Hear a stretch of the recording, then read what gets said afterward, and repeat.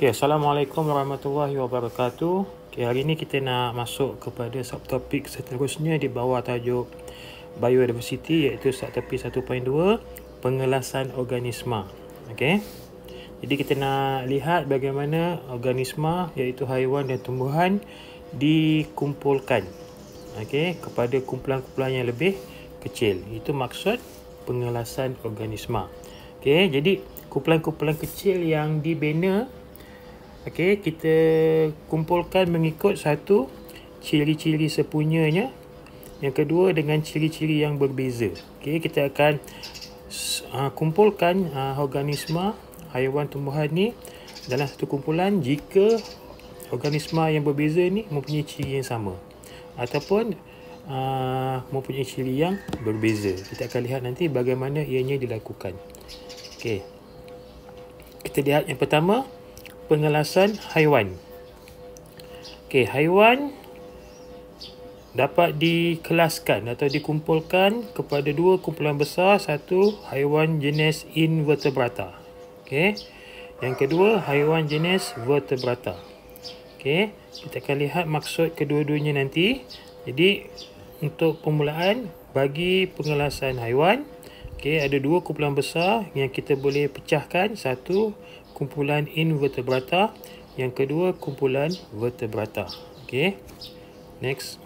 Kita lihat yang pertama dulu, iaitu invertebrata. Apa maksudnya? Lihat kat bawah ni. Invertebrata ialah haiwan yang tidak bertulang belakang. Maksudnya haiwan ini tiada rangka di dalam badan dia. Rangka tu maksudnya tulang. Jadi kita akan lihat dekat dalam slide ni pembahagian pengkelasan untuk invertebrata. Kita boleh pecahkan lagi invertebrata ni kepada kumpulan yang lebih kecil. Satu, invertebrata yang tanpa kaki. Haiwan yang tanpa kaki. Yang kedua, invertebrata yang berkaki. Dua kumpulan kita boleh pecahkan. Dan kita lihat yang pertama, tanpa kaki ni, haiwan invertebrata tanpa kaki. Jadi ada dua lagi kumpulan yang boleh kita pecahkan haiwan tersebut yang tanpa kaki ni. Satu, haiwan yang tanpa segmen badannya. Segmen tu maksudnya pembahagian. Nanti kita akan bincangkan pada next slide. Yang kedua, haiwan invertebrata tanpa kaki dan mempunyai badan yang bersegmen. Jadi haiwan ni kita boleh asingkan. Tanpa kaki, kalau bersegmen dalam kumpulan ini. Kalau yang badannya tanpa segmen, kita masukkan di bawah kumpulan ini. Itu satu. Bagi kumpulan yang kedua di bawah invertebrata, iaitu haiwan yang berkaki. Haiwan berkaki ni ada dua jenis. Satu, haiwan yang berkaki, kakinya ada 3 pasang. Satu kumpulan kita boleh masukkan. Jadi kita masukkan ke semua haiwan tanpa tulang belakang mempunyai kaki yang cirinya 3 pasang. Kita letak bawah ni lah.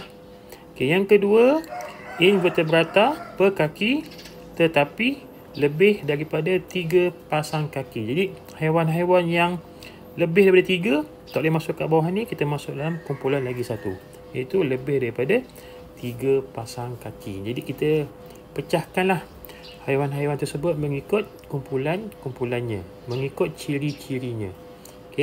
Itu satu untuk pembahagian pengkelasan invertebrata.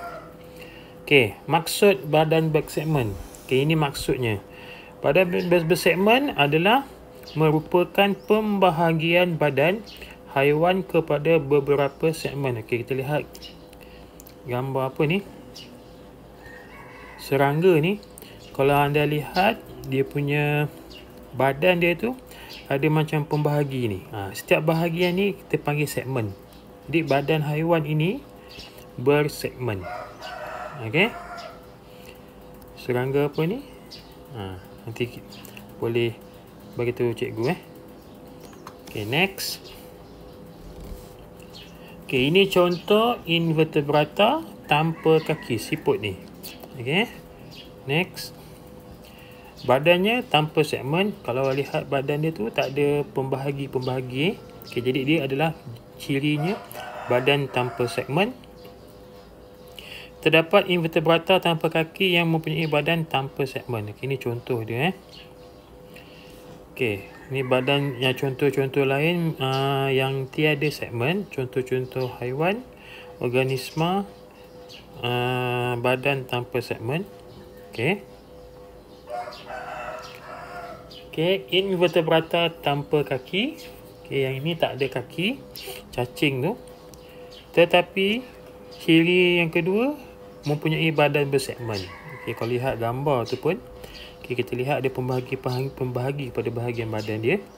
Okey, sesetengah badan invertebrata tanpa kaki mempunyai badan bersegmen. Okey, itu cirinya lah saya dah nyatakan tadi. Okey, ini contoh lain. Okey, untuk invertebrata badan yang bersegmen.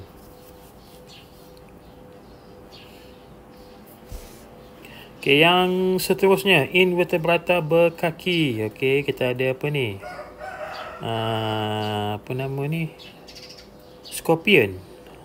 Kalajengking. Okey, yang kedua kita ada apa ni? Rama-rama. Okey. Atau kupu-kupu. Okey, kita tengok ini adalah contoh invertebrata yang berkaki. Untuk haiwan ini, badannya ada segmen.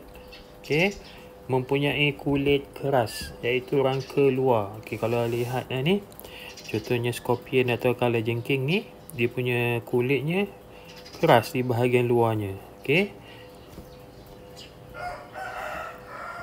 Okey, ini invertebrata 3 pasang kaki, contoh-contohnya. Okey, 3 pasang.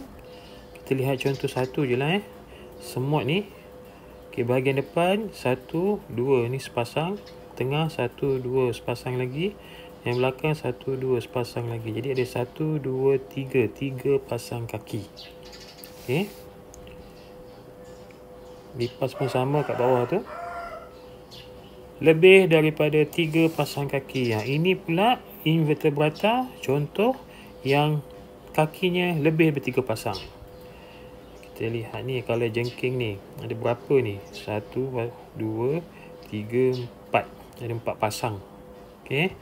Lepas tu ni apa ni? Udang yang banyak ni. 1, 2, 3, 4, 5, 6, 7, 8, 9, 10.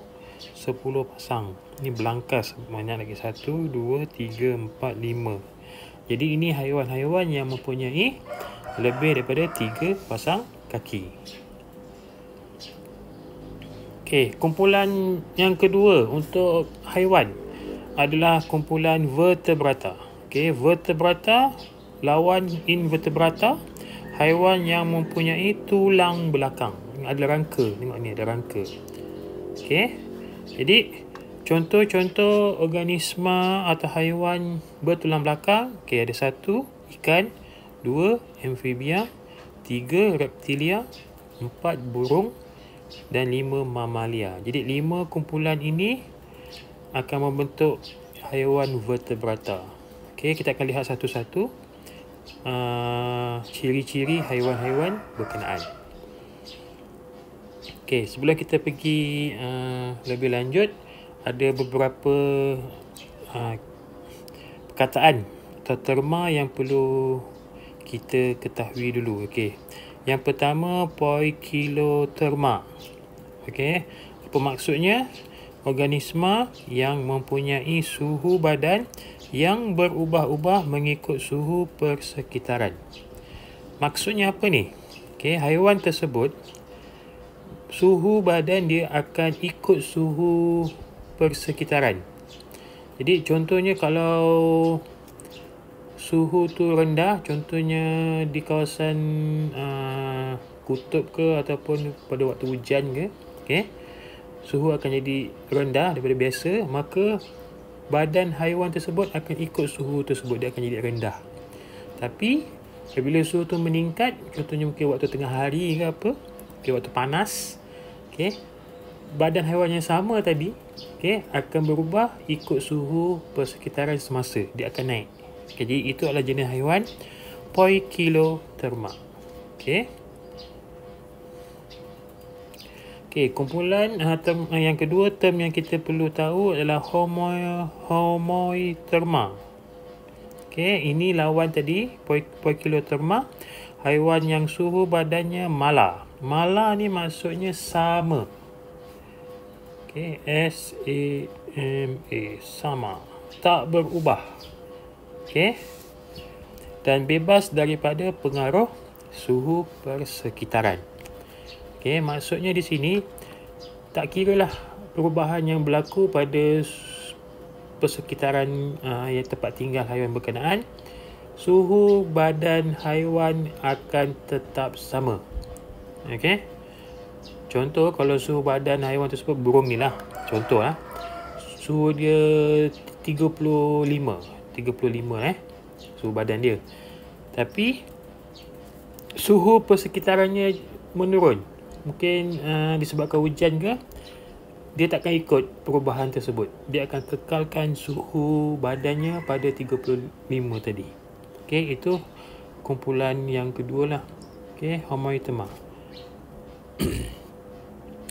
Okey, kita lihat yang pertama di bawah kumpulan haiwan vertebrata, ikan. Okey, sejenis haiwan poikilotherma, maksud apa? Ikan ni akan berubah suhu badannya mengikut suhu air yang dia tinggal tu. Okey. Badan dilitupi sisik keras yang berlendir. Jadi kalau siapa pernah pegang ikan, dia tahulah. Okey. Ataupun pernah tengok ikan, dia akan tahulah ciri-ciri ni. Okey. Ada sisik yang keras dan berlendir. Mempunyai sirip dan juga ekor. Okey, ada bahagian sirip dan bahagian ekor yang akan membentuk ikan tersebut. Okey. Next, nombor 4. Ikan akan bernafas menggunakan insang. Okey, ini adalah sistem pernafasan untuk ikan. Okey, dia akan gunakan insang. Dia akan tukarkan oksigen yang larut dalam air itu untuk digunakan. Okey. Haiwan ini bertelur dan melakukan persenyawaan luar. Ini pembiakan dia, cara pembiakan dia. Maksud dia apa? Persenyawaan luar ni maksudnya sperma ikan, okey, telur ikan akan bergabung ataupun akan bercantum di luar badan ikan betina. Itu maksud persenyawaan luar. Okey. Okey, ini contoh-contoh ikan. Kumpulan yang kedua, amfibia. Okey. Sama macam ikan, ianya jenis poikilotherma. Okey, dia akan ikut suhu persekitaran dia, suhu badan dia. Ciri yang kedua, boleh hidup di darat dan di dalam air. Okey, ini keistimewaan lah amfibia. Contohnya katak. Katak ni mampu hidup di darat dan juga mampu hidup di dalam air. Okey. Badan dilitupi kulit yang lembap. Okey, kalau pernah pegang katak lah. Okey. Kulitnya lembap Next. Anak amfibia bernafas melalui insang. Kalau kita ambil contoh katak jugalah ni, senang. Pada peringkat anak ataupun kecil, okey, katak ni bukan bentuk dia macam ni. Okey. Dia bentuk berudu Okey, dan dia tinggal dalam air. Apabila dia dah dewasa, dia akan bernafas menggunakan paru-paru dan kulitnya yang lembap. Apabila dia dah akatan dia dah besar, okey, dia akan pindah daripada dalam air ke daratan dan dia akan ubah cara bernafas daripada guna insang kepada menggunakan paru-paru dan juga kulit, okey, untuk bernafas. Haiwan amfibia ni akan menghasilkan telur yang berlendir dan tidak bercengkerang. Okey, jadi itu adalah ciri-ciri telur untuk kumpulan haiwan amfibia. Okey, sama macam ikan tadi, haiwan amfibia ini akan melakukan persenyawaan luar. Maksudnya apa? Dia punya gamet jantan dia dan gamet betinanya bergabung di luar badan organisma betina tersebut. Okey, ini contoh-contoh amphibia. Katak, salamander. Okey, ini adalah berudu lah sebelum berubah jadi katak. Okey, next.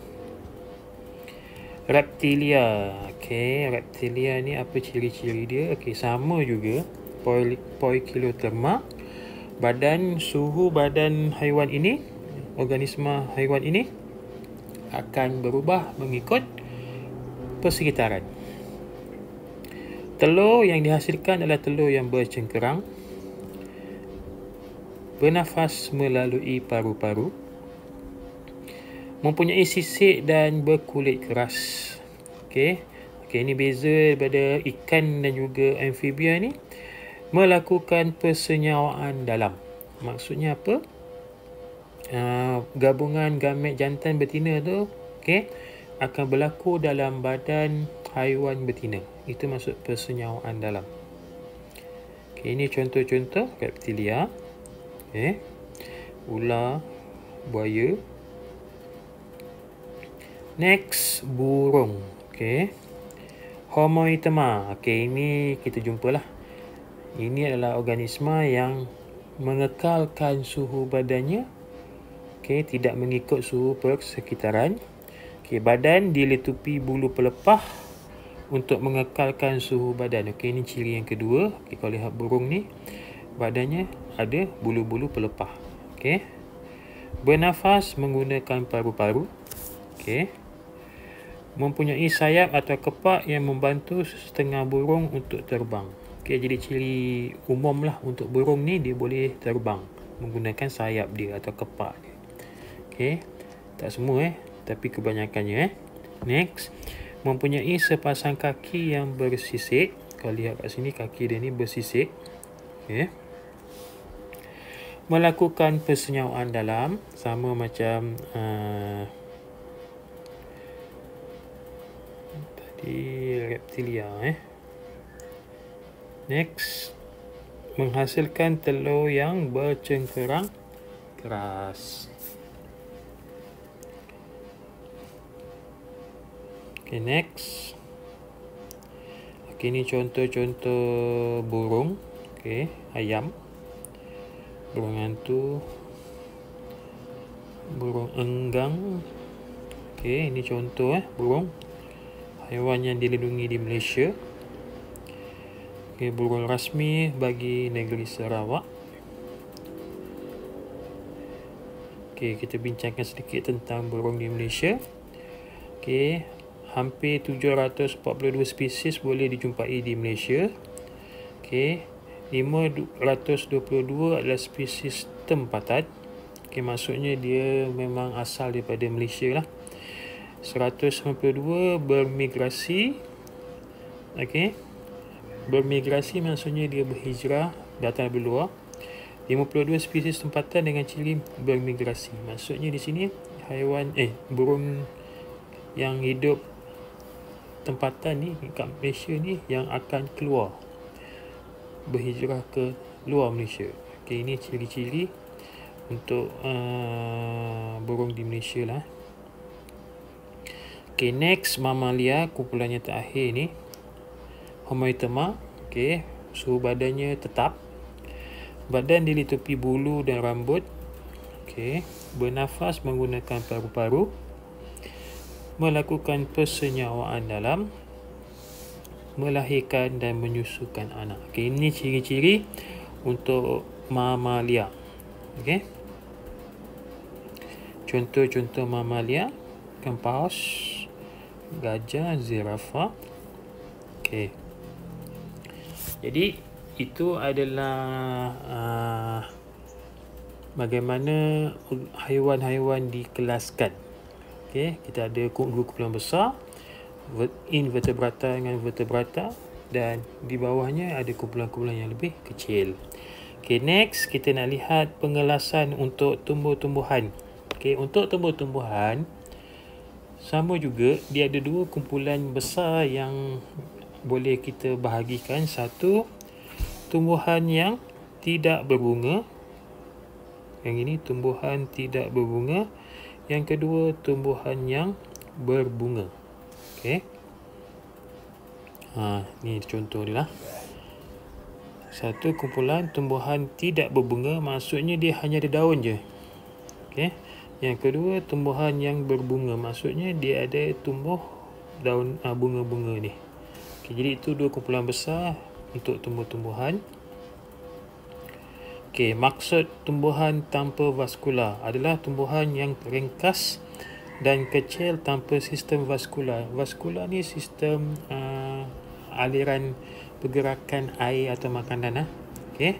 Jadi satu kumpulan adalah tanpa vaskular untuk tumbuh-tumbuhan yang ringkas dan kecil. Manakala kumpulan kedua, tumbuhan vaskular ni yang mampu mengangkut air dan makanan ke seluruh bahagian tumbuhan. Jadi dia ada satu sistem yang angkut air yang ada dalam tanah ni naik ke atas ke bahagian daun. Dan dia akan ada satu lagi sistem, dia akan angkut makanan yang dibuat pada bahagian daun ke seluruh bahagian anggota tumbuh-tumbuhan tersebut. Dan pergerakan makanan dan juga air ni, dia ada sistem di sini, kita namakan sistem vaskular. Okey. Biasa untuk tumbuh-tumbuhan yang kompleks. Okey. Tumbuhan ini juga mempunyai akar, batang dan daun yang nyata.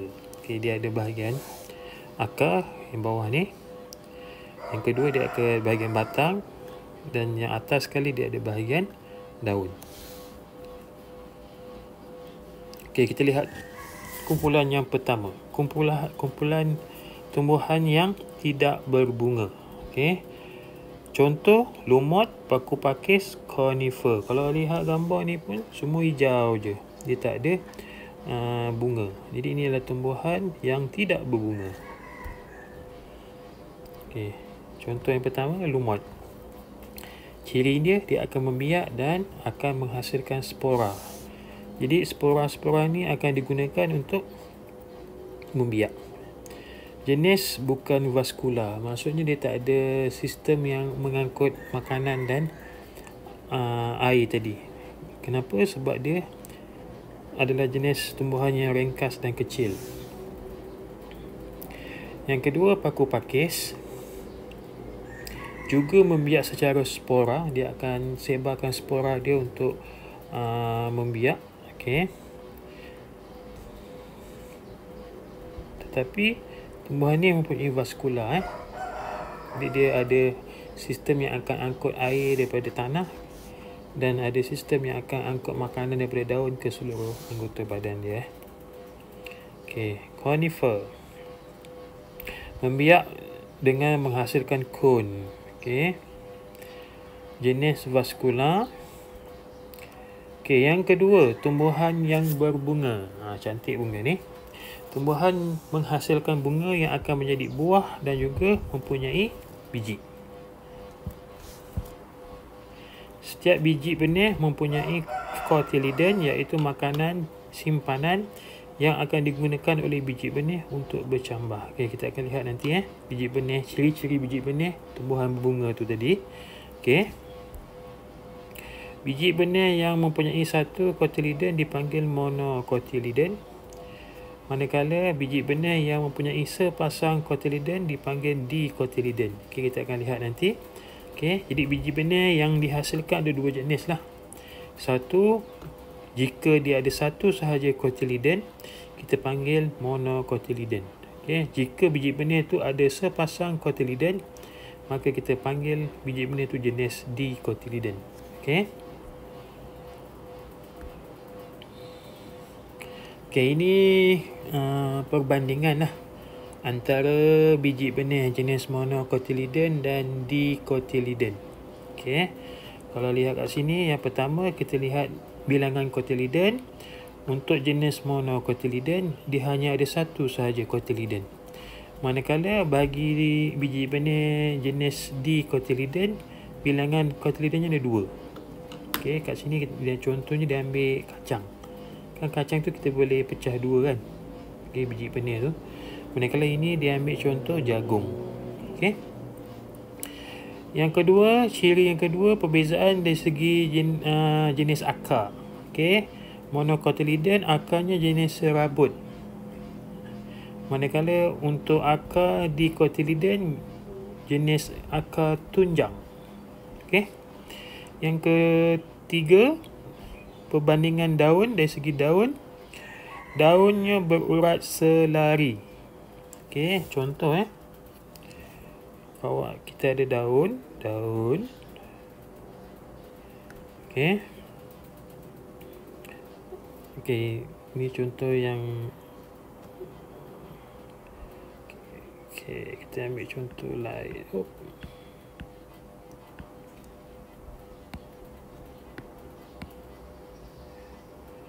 Kalau pernah lihat daun pokok jagung, dia punya daun memanjang kan?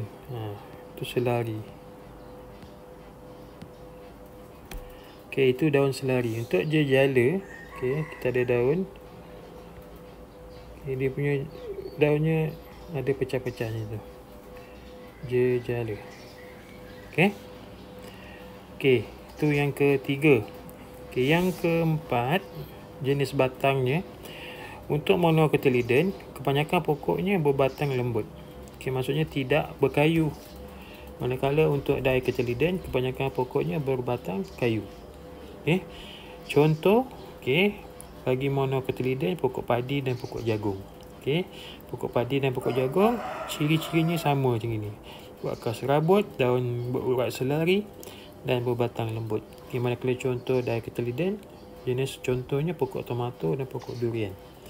Jadi ini adalah contoh-contoh biji benih yang dihasilkan oleh tumbuhan yang berbunga.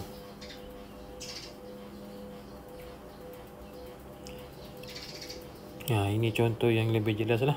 Urat selari, maksudnya dia memanjang-manjang. Yang ini urat selari. Lepas tu akar serabut ni, akar serabut. Yang kedua, untuk dicotyledon, urat berjejala, dia pecah-pecahnya ni.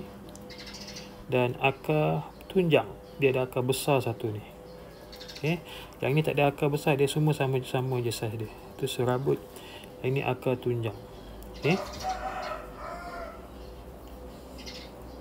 Contoh monocotyledon, pokok padi dan juga pokok jagung. Contoh dicotyledon, pokok durian dan juga pokok tomato.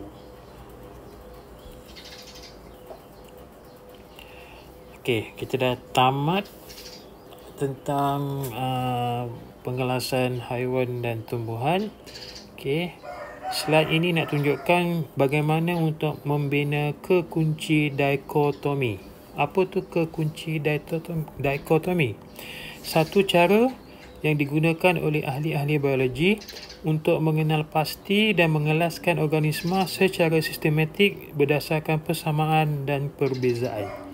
Ini panduan lah kepada ahli-ahli biologi ataupun kita untuk kenal pasti organisma mengikut ciri-cirinya. Kita akan lihat bagaimana dibuat.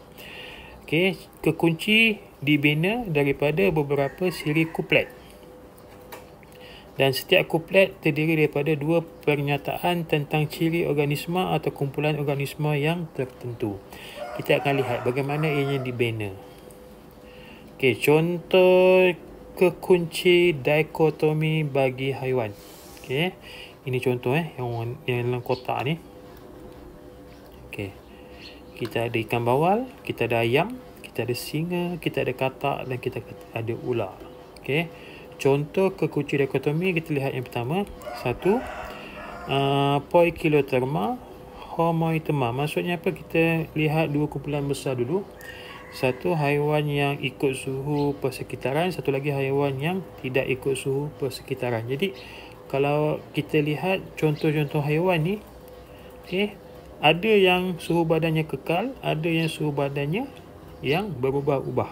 Jadi kekuncinya kita lihat kat sini. Kalau jenis haiwan yang berubah suhu badannya ikut suhu persekitaran, pergi ke nombor 2. Kita automatik pergi kat nombor 2 sini. Tapi kalau kita nak cari haiwan yang kekal suhu dia, tak ubah-ubah. Kita lompat terus nombor 3 kat sini, 3. Itu cara kekunci tu dibaca lah. Okey. Kita lihat nombor 2. Jenis poikiloderma bersisik dan tidak bersisik. Okey, kalau jenis tu bersisik, haiwan tu bersisik, okey, pergi ke nombor 4. Ni nombor 4 bawah ni. Okey. Manakala untuk tidak bersisik, terus dapat jawapannya. Kita ada contoh katak. Ni katak. Jadi katak dah habis kat situ lah. Okey. Kita lihat nombor 4 tadi kan, dia suruh pergi nombor 4 ni kan. Okey, untuk yang bersisik, dia pergi suruh minta ke nombor 4. Kita pergi nombor 4. Bersisik tidak mempunyai insang. Contohnya ular. Bersisik mempunyai insang, ikan bawal. Itu kekunci dikotomi. Okey, nombor 3 tadi datangnya daripada Homoeotoma yang tak berubah suhu dia. Pergi nombor 3. Okey, nombor 3. Tidak berbulu pelepah singa, berbulu pelepah ayam. Okey, ini adalah contoh bagaimana kekunci dikotomi untuk haiwan. Okey. Jadi kalau yang tak faham lagi, boleh ulanglah lagi video ni pada saat saya mula jelaskan tentang tajuk ni. Okey, next. Okey, untuk tumbuh-tumbuhan tadi contoh untuk haiwan. Okey, kita ada pokok jagung, Marchantia species, paku pakis, Genome species, Jitum species, dan pokok bunga matahari. Okey, macam mana kekunci tu dibuat? Okey, jadi kita lihat yang paling besar dulu. Satu, tumbuh-tumbuhan tidak berbunga. Yang kedua, tumbuh-tumbuhan yang berbunga. Untuk yang berbunga, pergi ke nombor 2. Untuk yang tidak berbunga, pergi ke nombor 2. Untuk yang berbunga, pergi ke nombor 3. Okey. Lagi yang tidak berbunga, nombor 2. Untuk tidak berbunga tanpa vaskula, ada contohnya Marchantia species. Yang tidak berbunga mempunyai vaskula, contohnya, tak ada lagi, ada banyak lagi pecahan dia. Okey, kena pergi nombor 4. Okey, pergi nombor 4 kat sini. Mempunyai vaskula, tidak berbunga dan tidak menghasilkan biji benih, paku pakis. Okey, manakala yang menghasilkan biji benih, Jitum species. Okey. Okey, jadi berbunga tadi, yang ini berbunga, kumpulan yang kedua yang paling besar berbunga, pergi ke nombor 3. Okey, pergi nombor 3. Berbunga monocotyledon, pokok jagung. Berbunga dicotyledon, pokok bunga matahari. Okey, itu bagaimana kekunci dikotomi dibaca. Okey, sekian sahaja untuk hari ini. Semoga apa yang dikongsikan dapat dimanfaatkan sebaiknya. Assalamualaikum warahmatullahi wabarakatuh dan salam.